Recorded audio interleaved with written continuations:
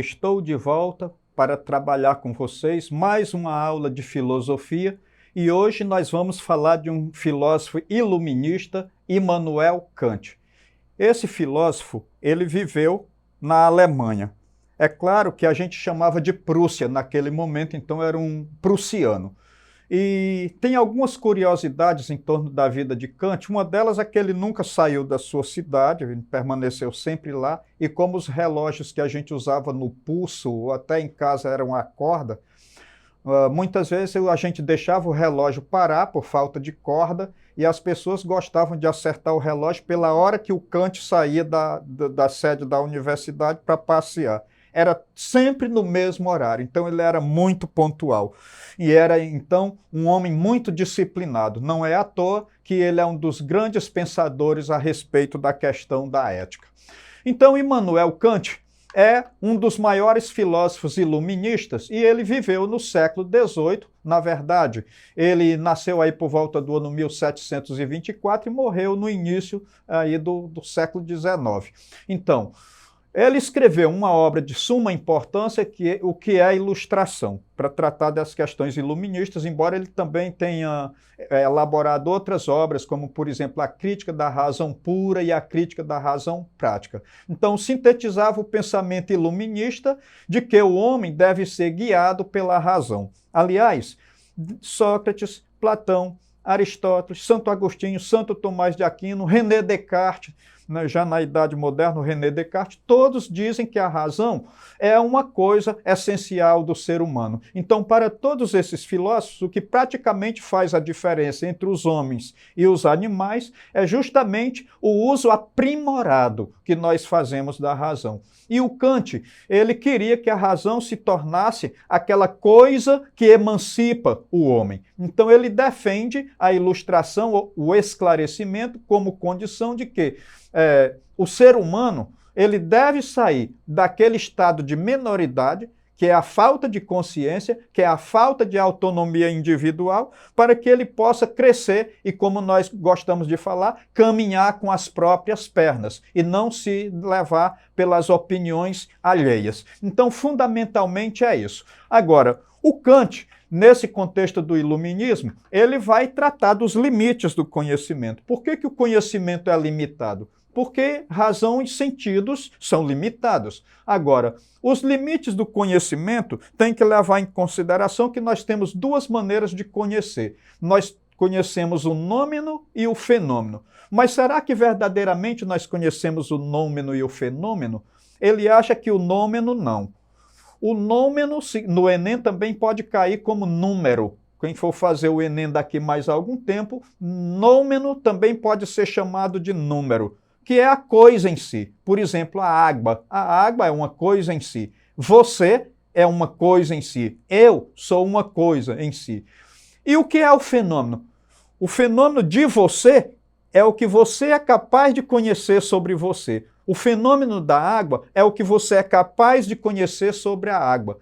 O fenômeno do professor Isaías é o que eu sou capaz de conhecer sobre mim, o que você é capaz de conhecer sobre mim. Então nós não conhecemos as coisas e nem a gente mesmo na totalidade. A gente só conhece parcialmente. Jamais teremos acesso à coisa em si. Ou seja, jamais a gente vai conhecer totalmente alguma coisa, porque a realidade, isso aqui é frase do Kant mesmo, a realidade guarda sempre um mistério.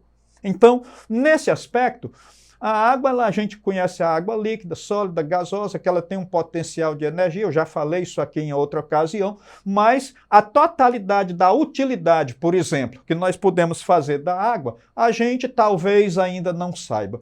Então, ele vai tratar da razão em dois momentos. Primeiro momento, a razão teórica. A razão teórica é responsável pelo conhecimento.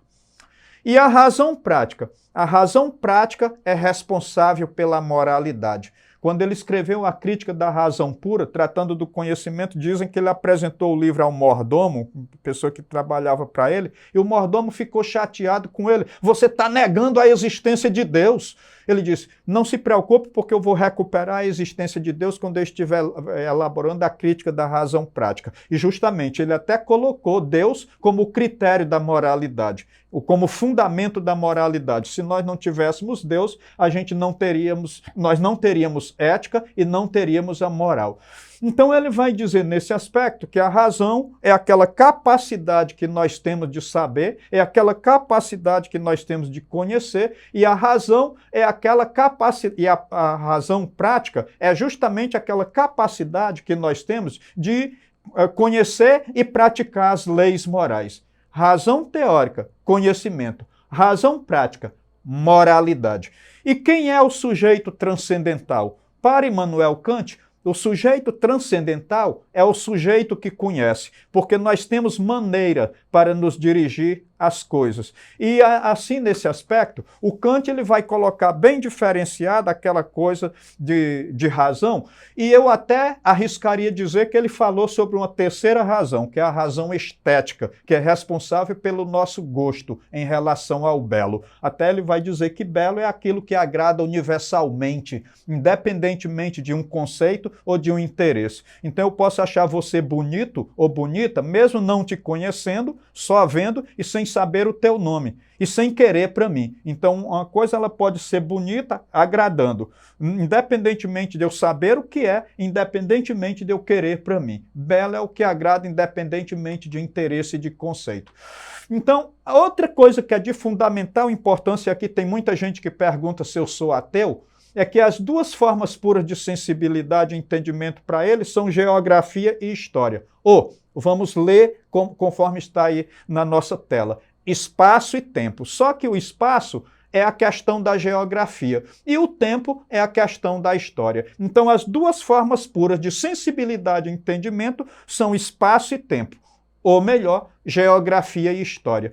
Isso significa que fora do espaço e fora do tempo, ou seja, fora da geografia e fora da história, nós não podemos conhecer nada, nós só podemos deduzir. Você é capaz de me dizer qual é o sexo de São Miguel Arcanjo? Você é capaz de me dizer qual é o sexo de Deus? Não, porque Deus não está sujeito a espaço e tempo.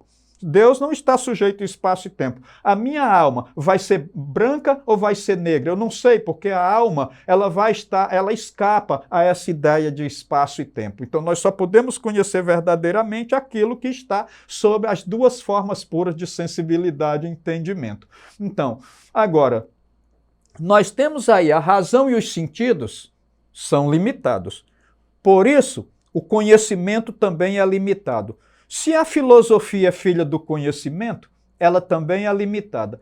E se toda ciência é filha da filosofia, a ciência também é limitada. E o Kant não falou, mas eu vou colocar na boca dele. Em função do limite da ciência, a tecnologia também é limitada. Então, por que a tecnologia é limitada? Porque a ciência também é. Como assim? Sim, ela é filha da filosofia. A filosofia é limitada. Mas por que ela é limitada? Porque o Adão, do qual foi tirada a costela para fazer ela, que é o conhecimento humano, também é limitado. Eu diria que quando o Adão, conhecimento, casou com a Eva, filosofia, gerou todas as ciências. Então, nesse sentido, se a razão e os sentidos são limitados, tudo que vem posteriormente também vai ser limitado. Esse é o pensamento do Kant. Ele não vai ficar perdendo tempo em escrever coisas das quais ele não pode comprovar e coisas que não se pode questionar. Por que ele escreveu um livro inteiro criticando a razão e ele não escreveu um livro criticando os sentidos? Porque todo mundo sabe que os nossos sentidos são limitados. Eu, para falar com você aqui, estou usando um óculos. Isso é porque o meu olho é limitado. Eu tenho um pouco de surdez em um dos ouvidos, então não precisa a gente ficar falando para ninguém daquilo que todo mundo já sabe. É por isso que o Kant ele não ficava, como nós dizemos no popular, enchendo linguiça com vento, falando de coisa que todo mundo já sabe. Ele falava daquilo que a gente precisava ainda conhecer. E nisso é que está a grande admiração que a gente deve ter pelo filósofo Immanuel Kant. Então, de um lado, nós tivemos os racionalistas e de outros os empiristas. O que os racionalistas defendiam? O racionalismo defende o conhecimento produzido pela razão. Por exemplo, René Descartes dizia que nós temos as ideias inatas. Nós já nascemos com conhecimento, que depois vai se desdobrar. O que o John Locke dizia? Que quando nós nascemos a nossa cabeça não tem nada, é uma tábula rasa. O John Locke era empirista. Então o Kant ele veio dizer, nem tanto o racionalismo e nem tanto o empirismo. O conhecimento é uma síntese, é uma união operada pela razão das informações que a sensibilidade humana é capaz de reunir durante a existência. Então, o que a razão faz? Ela organiza o conhecimento que eu aprendo pelos 5 sentidos. Então, desse jeito, o Kant faz uma crítica ao racionalismo, mas ele também faz uma crítica ao empirismo, ao mesmo tempo que ele vai considerar aspectos positivos tanto do racionalismo quanto do empirismo. E isso é muito bom, porque isso vai fazer parte do método kantiano de conhecer as coisas e de produzir a ciência. E isso é muito importante. Agora, sendo assim, ele criticou o racionalismo e criticou o empirismo, então ele elaborou o criticismo. Então, o que é esse criticismo? É justamente uma consideração positiva e outra negativa sobre o racionalismo, uma consideração positiva e outra negativa sobre o empirismo. Então, o criticismo, doutrina de Immanuel Kant, partindo da crítica ao empirismo e ao racionalismo, ele procura avaliar as possibilidades, os limites e o valor do conhecimento. É o que eu acabei de colocar ainda agora. Ele vai dizer que o conhecimento é limitado, mas nem por isso a gente deve abandonar a ideia de procurar conhecer sempre mais. O conhecimento é um desafio durante toda a nossa vida. Então, agora, eu gostaria que a gente exercitasse o seguinte. Para Immanuel Kant, não é o objeto que possui uma verdade a ser conhecida pelo sujeito transcendental, mas sim o sujeito transcendental que, ao conhecer o objeto, nele escreve suas coordenadas sensíveis, intelectuais. De acordo com a filosofia de Kant, pode-se afirmar que a mente humana é como uma tábula rasa, uma folha em branco, que recebe todos os seus conteúdos na experiência, pelos sentidos? Não. Esse pensamento aí está ligado ao empirismo e especificamente ao filósofo John Locke. Então, a letra B. Os conhecimentos são revelados por Deus para os homens. Isso aqui é Santo Agostinho, faz parte da filosofia patrística. Ele diz que nós já nascemos com conhecimento, mas nós precisamos da iluminação divina para tornar o conhecimento inteligível e para poder expressar o conhecimento. Então, letra C. Todos os conhecimentos são inatos, não dependendo da experiência. O René Descartes é quem vai tratar das ideias inatas, embora ele não negue também que nós temos os 5 sentidos. Mas ele é quem vai tratar da questão do inatismo, que nós já nascemos com algum conhecimento impresso na nossa alma. Kant foi um filósofo dogmático? Não. Pelo contrário, ele até diz que você pode acreditar em milagres, mas não dependa deles. Ou seja, a gente tem que acreditar que Deus pode ajudar, mas a gente tem que agir sem esperar pelo que Deus faça ou deixe de fazer. Então, para Kant, o centro do processo do conhecimento é o sujeito e não o objeto, então nós teremos como resposta verdadeira a letra E. Para Kant, o centro do processo de conhecimento é o sujeito que conhece. Na verdade, ele até falou que fez uma revolução copernicana. O que o Copérnico fez? Tirou a Terra do centro do universo e colocou o Sol.